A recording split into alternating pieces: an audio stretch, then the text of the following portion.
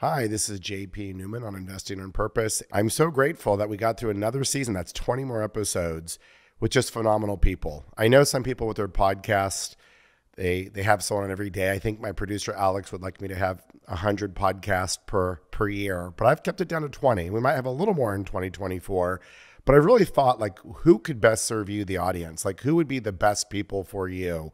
And I try to thread a story into it. And this feels like a natural barrier after the season 1 was 20, season 2. So as we go into 2024, we're going to have a new theme, which I'll tell you about for basically the third season. But I really want to, first of all, thank you all for letting me, and just your feedback about the show, letting me like explain and share with you what I'm finding out there. I feel really blessed. I really appreciate a lot of you reaching out to me. I know I'm not Joe Rogan size, but the feedback that I get from all of you about how important the show is to you, how you get the vibe and how it's transforming your lives is really important to me. And it makes me, that's why I'm doing season 3, because I'm getting that kind of feedback. So know that every piece of feedback really matters to me. I listen to everything. It changes how I do things. And I'm really here to serve you with this podcast. So I will continue doing that as best as I can.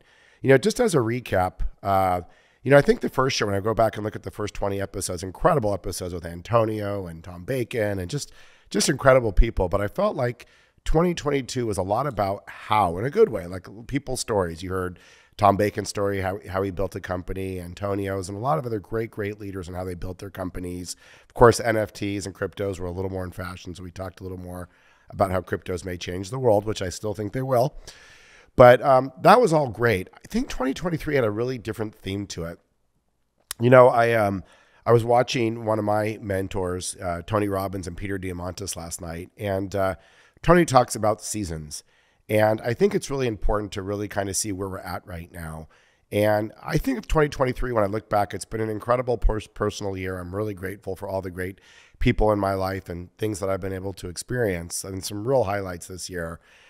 Being in Austin, Texas is just an incredible community, and I just feel so grateful to be here. But politically, it's also been a difficult year. Financially, we're definitely in a change of seasons right now. And I think that if you were to look at this season, as Tony would characterize it, this is a 4 seasons. And right now we're in a business season and maybe even a political season of winter. Things are a little tougher right now. As we all know, with real estate, it's been a year where, prices are adjusting. We've had more inflation. I have not purchased a property in a year and a half. I've just been doing debt and selling properties right now.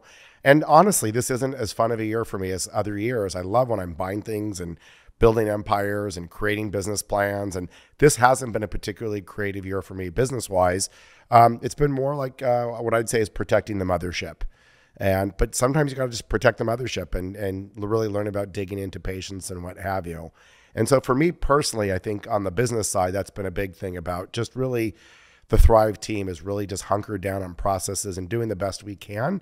And this isn't the fun part, but this is what they hire you for. All the details to make sure that our investments go as well as possible. What I'm seeing out there right now is some companies are quickly sinking. There's going to be a lot of loss of money. I have one investor who told me he's about to lose $6 million. He invested with someone else and they went big, but it didn't go well. And I think we're all going to get tested. All businesses in this season are going to get tested, whether you're in real estate, tech, or what have you. We're being tested right now. And some companies are going to fail and some companies are going to succeed. I think the test of a great leader right now is it's doing the things you need to do to protect your investors as best as you can. And then also having the wisdom to know there's certain things you can't do anything about. For instance, interest rates or macroeconomic things. That's just beyond your control. So I would say to all of you, I hope you're having a good year. I hope it was a great year. And I hope there'll be some more fun years ahead. I do think we're still a little bit in the season of winter, but just remember that it may be another year. In fact, I think when we talk about 2023 and 24, it really is kind of this a theme of different, how do you endure and then how do you really thrive during these times? Because just remember, every time after winter comes spring. And just like in the economic cycles, right after destruction, which means price valuations, potential, giving back things to the bank, like all these things, businesses that are going to fail. Remember that after destruction comes creation. These are all the seasons. So it's enduring winter and being ready for spring. And that's really what I'm coming to you at. And if you think about the episodes of 2023, it was less about how and more about really how do you get the skill set to get through some tougher times. One of my favorite episodes that really I think had a theme was with Jeremy Surrey. I know that on the clips, it was over 225,000 people had viewed the clip, but the whole thing was, how do you go from conflict to consensus? And guys, I think that's going to be a really big theme for this year and 2024. We have a presidential election coming up. We have huge decisions about our democracy. We've got huge decisions about how we're going to do business. There's a lot of really big decisions. Obviously, we've got, multiple wars going on. Should America be funding them? Should we not be funding them? What are we going to look like? And really important decisions. And I love this idea of how do you take people who are talking at each other and try to get them to a level where they're going from conflict to consensus by bringing them and moving them into ideals that we can agree on. So you don't get into the issues, but you go to the values. And I can tell you, I think more and more, in order to stay sane, or if you just if you're watching the news and you want to kind of figure out where your life's going to go or have any optimism about the future, well, you can follow Angus Harvey. Angus Harvey's thing is stop watching all the news and watch the positive headlines and stop programming your stuff that's toxic. So one strategy that Angus would tell you is to stop watching the heaviness of the world, but the heaviness is still there to a certain degree, but you can program how much you take in. I think was Angus's thing. How much do you want to take in? And just remember that we are making moves in the world. Humanity is charging further and faster than ever before. You wouldn't know it, but just to remind you some of the things that Angus said, we have less war. We've got more education, and the bottom 1 billion people are getting wealthier and having more than they've ever had in their world, but the news isn't going to tell you that. So the news isn't going to tell you that we're getting pretty close and we're accelerating on our climate goals. That was another thing that came out of that episode. So there's a lot to really reach out and be thankful for. I can tell you personally right now, really watching what's happened in the Middle East and Ukraine, and watching just like really America being challenged left and right, whether it's academia or all these other things. And I've got a lot of friends with a lot of different opinions, which I'm grateful for. I've really had to learn in my own life, and I've told you, if you guys watch the Jeremy Surrey episode, about how do you talk to values. And I think that as soon as we go to values, what are our values? Obviously, we want peace, we want safety, we want abundance. There's a lot of great things that we actually all want. And what it usually gets to is the roadmap to how we're going to get there.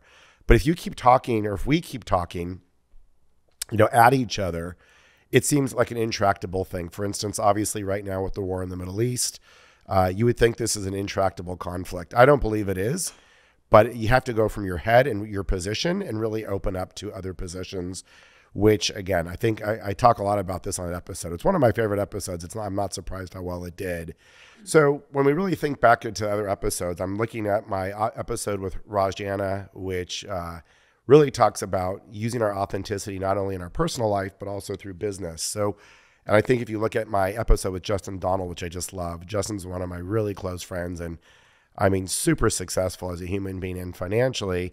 But Justin spends a lot of the episode, it's really interesting, not talking about how he made his money. Everyone can tell you the 7 steps. If you're watching this for the 7 steps, you'll get a little bit of that. But remember, we're going much deeper than that. If you remember what Justin said, it comes from mindset. So Justin said, and I love this thing from Justin, that he felt like a millionaire long before he had $1 million. And I'll never forget him saying that. Just think about because the mindset was there.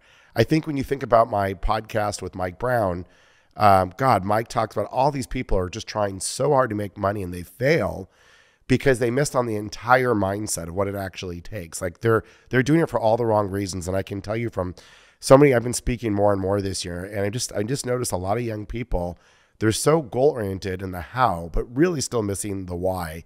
And mindset's becoming more important than ever. Just to remind you, I think Mike and I, what we talked about in our episode is remember that money is just currency.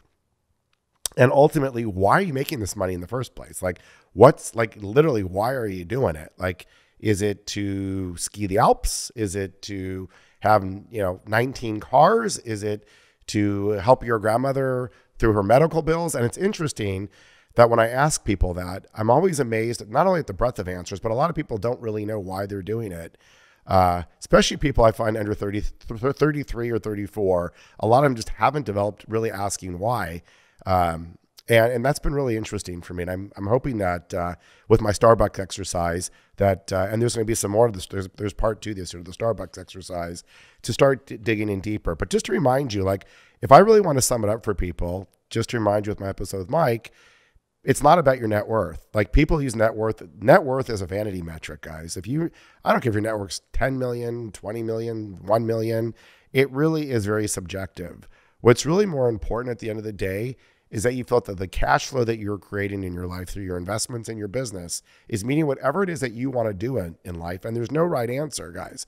It could be, I want $100,000 a year. What's my burn rate I talk about with Mike? And so would $100,000 a year make me happy? And if that's the case, then how do we create $100,000 to match that? So you're living your best life ever. And remember, at the end of the day, what you're actually trying to do is you're trying to manifest that your money is creating a situation where you wake up peacefully and you go to bed happy. That's the foundation, because once your money's taken care of and that currency is taken care of, you get to be the grand manifester of everything else, which is super fun because your money's taken care of. And that way, so I really want you guys to think about that more and more. What do you want for 2024? Like, I would ask you the question to take a minute. Do you know your burn rate? When I ask this in conferences, I'd say about 20% or 25% of the people that I meet actually know. When I say your burn rate, how much money do you spend a year? So look at your credit card. You're going to get your end of the year statement. Go look at your credit cards, figure out what you spend, and figure out, do you want to spend more? Like, do you want to spend more next year? Like, what is it that you want to create over the next 3 years? And let's look at your burn rate. It's a really empowering number to know. And there's all kinds of hows that I can help you with in 2024 of how we can kind of establish that your cash flow meets your burn rate. And that's what I actually call winning the game. So that might be the big mic drop of this whole thing, is really winning the game is just that, so that you can go on to becoming the creative manifester that you actually are. And just to remind you from my episodes, the more you manifest and the more you get bigger with that, whether it's my episode with Britt Lefko, which talks a lot about manifestation and clearing your energy so that you can manifest, you're going to get better and better at it. It's not it's not a wizard trick. It's actually a skill trick, just like going to the gym and using those barbells. This is the same thing, guys. And I'm giving you the roadmap on how to do it. And I don't think many people really talk in those terms. I would say if you haven't watched the episode with Mike Brown, I'd really recommend you do so and dig into Mike's work. Most financial planners don't talk this way, guys. You're getting kind of like, they're going to their institutions and they're giving you their diversified portfolio stock, blah, blah, blah, blah, blah. Mike Brown's telling you actually how to do it, guys, how to make the money in a way that's going to be satisfying to you. I love that episode. A little more, I think one of my favorite episodes this year was with Brett Hurt. You guys are never going to meet like my friend Brett, guys. Like, you're never going to meet someone who's going 6 for 6 in business, like 6 for 6. Tell me how many people you have in your life not only gone 6 for 6. These aren't small businesses. These are big, hairy, audacious, huge businesses, multi-billion-dollar businesses. And what's so cool about Brett, and I really felt, and by Brett said that was one of his favorite episodes that he's done. And I think one thing, if you watch that episode with Brett, that you're not going to get, because Brett does many podcasts, but because we're friends, I think he really went deeper. He really went deeper into his why. If you remember what Brett said, he said it all started really from his mother telling him early on, only do what you love. Like, if you're not obsessing over the thought, don't do it. Like, just don't bother. A lot of us get in our head, we think we've got a good idea, but it's coming from our head and we're not obsessed about it. Brett tends to kind of, when he's obsessing, he knows he's on the right track in terms of where he's going. He also said it's interesting. He said, if you noticed, it's about your team. It's like it's assembling the right team. So Brett, a lot of CEOs take credit. Like, I guess it's the cult of personality that they're the ones. Brett will tell you it's actually not him. It's his team. That goal and that mission only can happen when you execute the team. How does the team get empowered? When you as a leader are clear on your mission and vision, and you're giving people not only the vision, but the roadmap to execute. That is how it happens. And I think that's why Brett has gone 6 for 6. More importantly, going 6 for 6, I really would encourage you, if you haven't listened to that episode, there's a reason. It's not a coincidence at that point. Brett really has a great roadmap. I'd spend more time on Brett's resources. They're just incredible. I know you guys asked me about the TED conference. Ryan was probing deeply, should I be optimistic or pessimistic? And I think I gave Ryan, I think Ryan wanted to hear from me. a lot of optimism. And I don't think I was pessimistic, but guys, I do think that this is different. I do think that right now it's more relevant than ever to be thinking about your whys, your strategy, building a really strong foundation, both personally and financially, because it's going to be tough. I just think it's going to be. And I'm the optimist. Like, I'm all for optimism. And I really think we're going to get through this. And those who have built a strong foundation will, you'll come out of this better. And you're going to be better. And with some tough times comes strength of character, and comes strength of success. So, I would say just digging deeper. And I know a lot of you are, because I feel like, I'm blessed and I get a chance to meet a lot of you in the community. And I know you're really, really working hard and disciplined in that.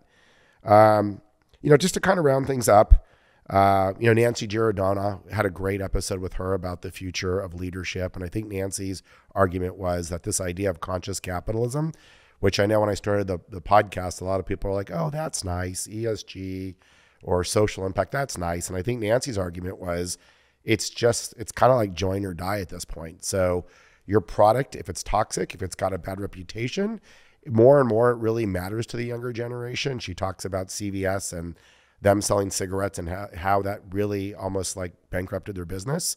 That also got about 100,000 people's interest, and you guys seem to be interested in the CVS, back and forth, a lot of comments on that. But really, your product does matter. It's not just getting it out there. And then again, how much you believe in it really, really matters. And I think Nancy says that the future of leaders and the future of businesses is changing. It's already changing. There is no such thing as social impact. Your business needs to be social impact to succeed. And I really appreciated Nancy's comment on that. Jennifer Searles, who was the CEO of my nonprofit, I think she was telling you about, and I think you probably felt her devotion, her passion about, again, even for me at Thrive, I can't just afford to just be another real estate company, bringing investors a return without seriously making sure that all my stakeholders are covered. And I still feel, and I still challenge myself, that people are doing a lot of environmental greenwashing. A lot of people are doing social impact washing, meaning that they're saying nice things, but they're actually not backing their efforts. And I think you're going to see a drop-off of people who really mean what they mean. And I think Nancy was saying that the people who succeed will be the ones that actually really are who they say they are. People are going to look deeper into you. And even for Thrive, as Jennifer was saying, we're doing our best we can to transform the multifamily, basically the entire workforce housing in America, where programs are an amenity, just like your pool. So if you rent an apartment anywhere in America, our hope is that telemedicine, free education, training you so that you can live a better life, maybe a down payment for a house one day. Like, all that is going to be just as an important amenity, if not more important, than your pool or your sparkling laundry room, which is not how our industry is today. But you do have 45 million people out there, who can't afford a $500 emergency. And by the way, it's those very people, those are my clients. And so bringing dignity and respect and understanding is so critical at these times. And, donations are a little down right now on the nonprofit side as the economy is tightening a little bit. So even on the nonprofit side, it's taking me doubling down on my energy and my efforts to make sure that we get to our goal. And that takes more leadership, more creative ways of raising money right now when things are tougher. It just takes a lot more resilience. And I think that is the theme overall. And then I guess I'll wrap this up with, obviously having my partner Adrian on Thrive was such a great episode. I'm glad we brought the secret out of the closet. Adrian also, you trended really well on the clips. I think what you heard from Adrian is, Adrian has raised, I think we've raised together, but I'll give Adrian, I think we're at, I don't know, we've done $2 billion in real estate. And I think it's like, I'm not even sure, 700 or 800 million. I don't keep track of it. It's some huge amount. And, a lot of people, when you say, what is a fiduciary? And I think Adrian did a wonderful job talking about what it is to be a real fiduciary. What does it mean when when you take a check from somebody? What does it mean? What do you owe them as a responsibility? Not just legally, but like energetically. Like, what has made Adrian successful? And he really goes through deep into his journey with you about what has made him. And I can tell you, very successful. How do you create trust, authenticity, confidence? And when times are great, like the last 12 years, it's really easy when everyone's making a return. I can tell you right now when the market's a little tougher, people really rely on you more and more that they can trust you and you're there for them. And Adrian has just done such a phenomenal job for Thrive in making sure that's the case. And that to me is the difference. If you look at like who will succeed and who will get through these wintry times and who will not, it takes that kind of mindset. And I'd say if you are raising money for anything right now, I would encourage you to listen to Adrian's episode on his process of and mindset of raising money. I'm trying to think anything else I want to share with you. I'll end it on this.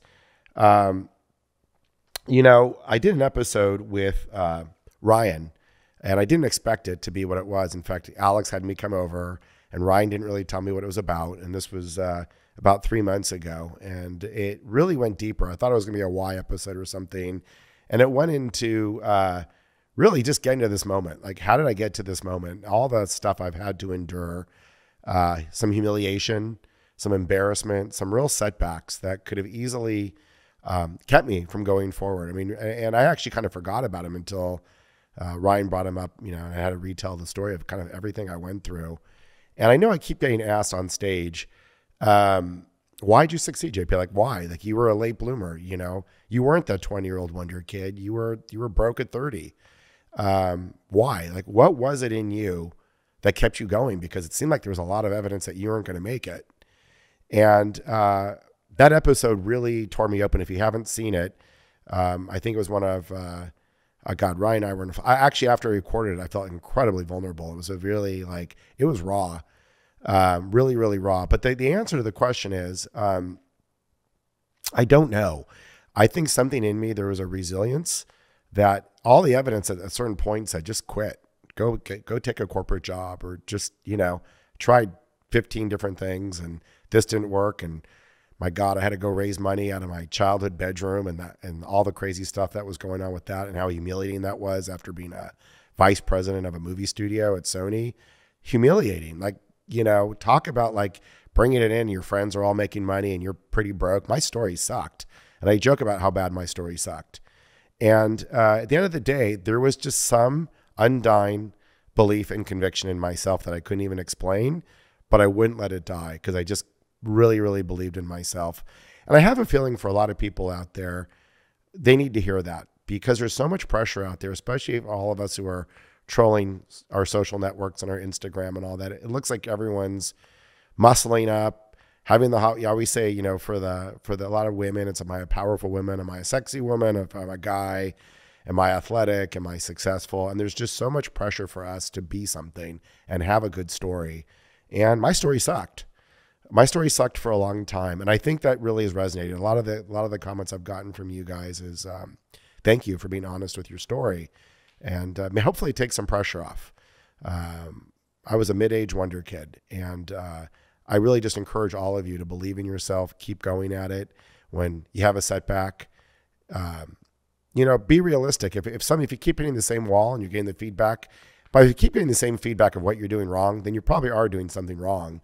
But if you learn, if you're smart enough to take, you know, what are the 10 lessons I learned from that setback, and then you do something differently, I'd say that's the difference between, because not everyone's meant to be an entrepreneur, to be honest. Not everyone's going to succeed. It's hard, guys. This is really hard stuff, which is why Ryan calls it the 1%. But if this is something you have a dream of doing, whatever your version of financial freedom is, then take the time, muscle up, and learn. In fact, one of my closest friends, who's a mentor of mine too, says actually you should take your top 20 lessons you learn from any setback and make sure not to do them again and put them on your wall every time. I used to do 10, but I'd say that was partly, you know, tenacity and learning. And with that being said, guys, again, and gals and team and everyone, thank you, Alex, for producing this show, your passion, your dedication. Ryan, thank you for your encouragement, the great episodes, what have you. To all my guests, thank you for taking the time, for sharing your heart and your wisdom. I hope if you notice, the people that I'm picking to speak aren't on every other episode. I'm giving you guys really exclusive, super high-end advice that you're just not going to hear anywhere else. So this, I do think, is the best kept secret. Hopefully it'll be a little less, actually it's growing every year. I think this year we're going to push it a little harder, but I kind of like it as a best kept secret. If you guys are watching this, I believe from what I can tell, you guys are onto something good. Thank you for your loyalty. Thank you for listening. I'm always here for you guys. Feel free to give me any feedback that you have, and get ready for a great 2024 season 3, which is going to launch in January with Drew Scott of the Property Brothers. If you guys don't know who Drew Scott is, he has the #1 real estate show on television. Actually, I think he's the most successful unscripted reality show. And Drew is going to share with you not only how he went from being an actor to an incredibly successful real estate investor with his fix and flip show, Property Brothers, with his twin brother, but his why. And if you actually follow him, not only is he humble, but he really has an incredible thing about his passion for community and sustainability, which is what lifted him up. And once again, guess where you're going to find the episode? Right here on Investing on Purpose. Thank you so much, and we will see you in season 3.